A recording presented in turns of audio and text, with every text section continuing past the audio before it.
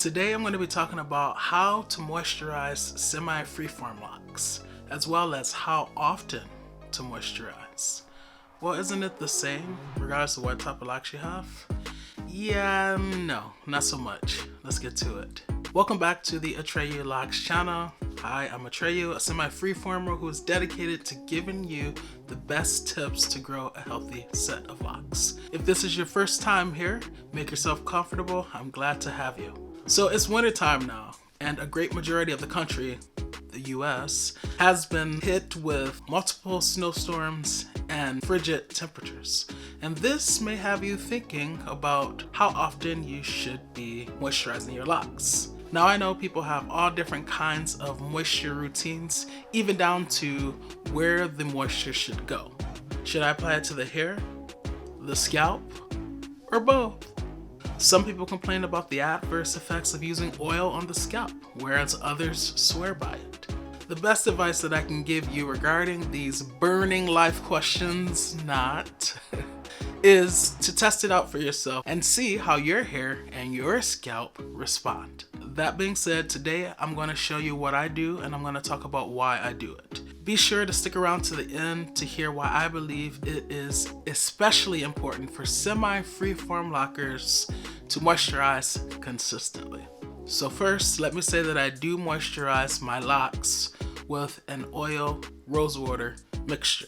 There are two reasons that I do this. The first reason is that dry hair can become brittle hair, and brittle hair can break off, even when that hair is in the form of locks. Just because you have a whole bunch of strands together, which as a unit make it stronger, doesn't mean that those individual strands can't become dry and brittle and break off. So that awesomely strong lock that you have that is fortified by bonding with its brethren and sisterin, the other strands of hair, guess what? If enough of those strands become dry, they will become brittle and they will break off together. So you end up losing part of your lock. The second reason is that, quite honestly, I just prefer the feel and look of moisturized locks.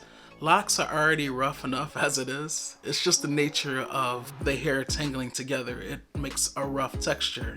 When your locks get long enough, if they're not already, put them on your back, roll around a little bit and see how that feels. Yeah, it's gonna be a little bit rough. So the moisture, while it doesn't eliminate that roughness altogether, it does make it a little bit smoother to the touch. Also, I just don't like the look of dry hair.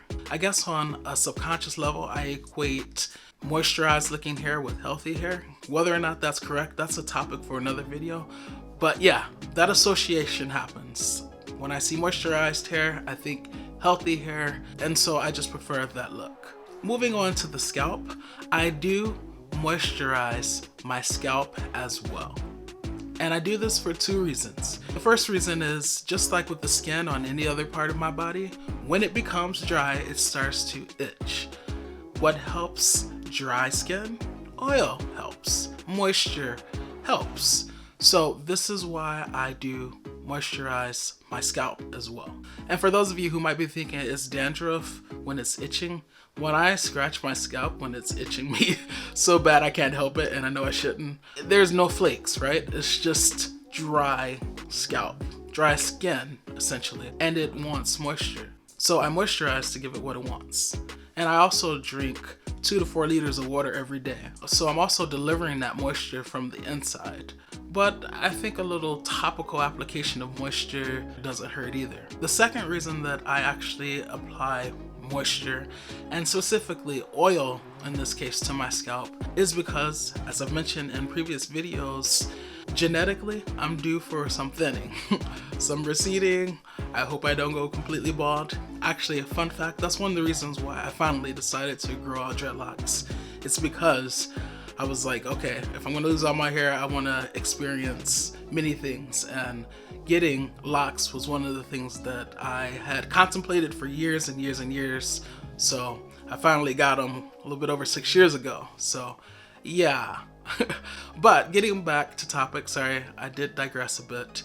Getting back to the point, The oil that I use wild growth hair oil, and I also use castor oil because I know those two oils are known to promote thicker hair. So since I'm a guy and male pattern baldness is real, I want to do everything in my power to at least keep the hair that I have for as long as possible. So that includes oiling my scalp with certain oils that have a reputation of potentially helping hair growth.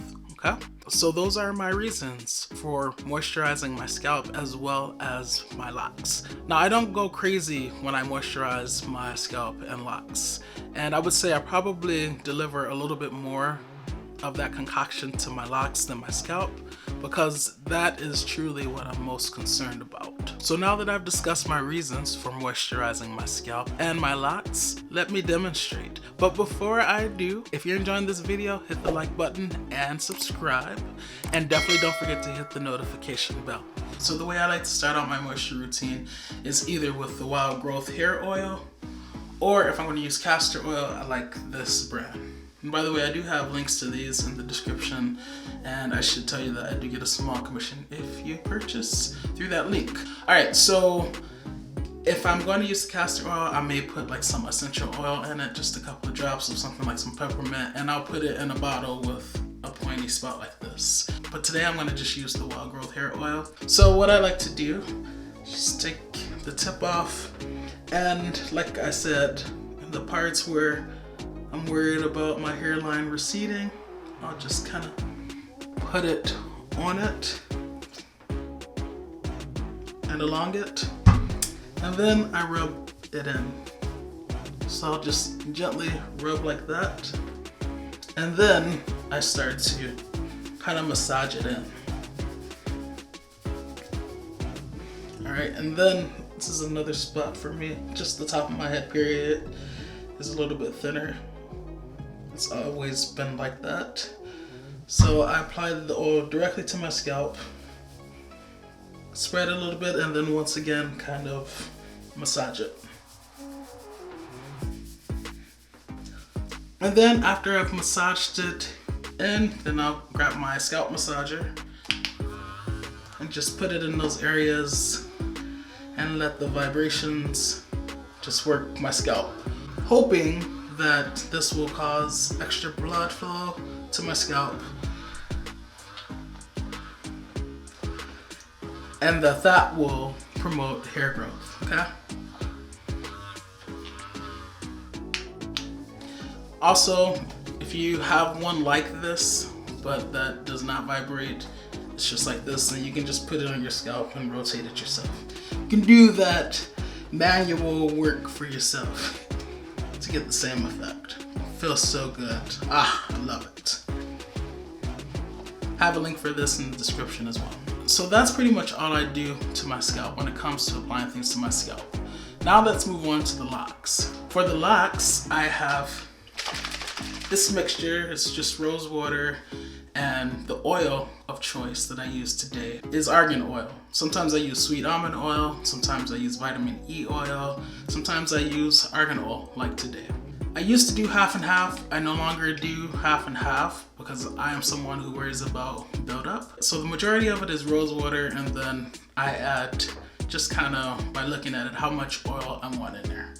I shake it up, and it should still be kind of cloudy once you shake it. And then I go immediately to the ends of my locks. So just like when you had loose natural hair, right? This is the part of the hair, the strands that are furthest away from your scalp. So they're probably not getting that sebum that's coming from your scalp, right? They are therefore the most neglected part of your hair when it comes to moisture. So that's why I start there, and I really moisturize them. And then I kind of work my way up, spraying my hair. On this side, I will grab this one and once again work that moisture into the locks. I will spray on the inside and then also on the outside, okay? And then I just do a spray of my whole head. None of that spray is really getting to my scalp because I haven't retwisted, so it's really just going on the hairs. But even if it did get on my scalp, It's not a big deal. This actually is made for the scalp and the locks, okay? So you don't have to worry about clogging up your pores. All right, and then once I've sprayed my locks, then I just rake my hands through them, okay? Getting that moisture into the hair. They're already feeling softer. You're already feeling better.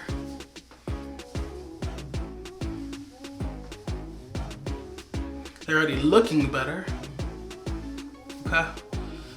And yeah, this is how I moisturize my locks. So yeah, this is what they're looking like. Now, when it comes to how often to do this, during the winter time, I do it once a week. Normally, during the summer months when it's hot, I can go weeks without doing it. But right now that it's so cold and dry, I really want to stay on top of my locks to make sure that they're not drying out. So I will do it once a week. I just pick a day and then I do it every week that day. And actually I look forward to this because it's really therapeutic. You get the scents coming from the essential oil if you use it, or just the wild growth hair oil, the rose water, and then it feels amazing on your scalp too. Hopefully this demonstration gives you an idea of what you could do possibly for your own moisture routine. So now that you've heard my reasons for moisturizing both my scalp and locks, do you think they make sense for me? Can you understand why I do them? What are your habits? Do you moisturize your locks, your scalp, both? And for those of you who don't use oils, let me know why as well. I want to hear all of your personal experiences with moisturizing because, as I said earlier, every one of us is different and our hair and our respective scalps require different things. So just because it works for me does not mean that it will work for you. Now, as promised, the reason that I believe it is important, especially important for semi-freeformers to moisturize consistently, is because we tend to go on autopilot very easily because of how little maintenance we're doing to our hair. If you contrast that with someone who has manicured locks, meaning who manicures very consistently every 2 weeks, every 3 weeks, every month, up to every 2 months, then you know that at the very least, every time they're getting their hair retwisted or re-interlocked or whatever method they use, there is some sort of moisture being applied to the hair and the scalp, be it through the combination of carrier and essential oils, through the products that they're using, through the process of washing their hair, which they're doing consistently because normally you definitely wash before you do a retwist. So if you're doing that consistently, then you've kind of set in stone how often moisture is being delivered to your scalp and to your hair, which is a great thing. But semi-freeformers, we can go months without doing maintenance, and we can do that with ease. Like, it's nothing to us, right? So I think it's important for semi-freeformers to kind of establish for themselves a moisture routine just to make sure that the hair is getting what it needs, that moisture, and getting it consistently. While your hair may not need oil, it definitely needs moisture. If you choose to love, do so unconditionally, because loving with conditions conditions the heart to not really love at all. This is Locs, and I'll see you in the next video. Peace.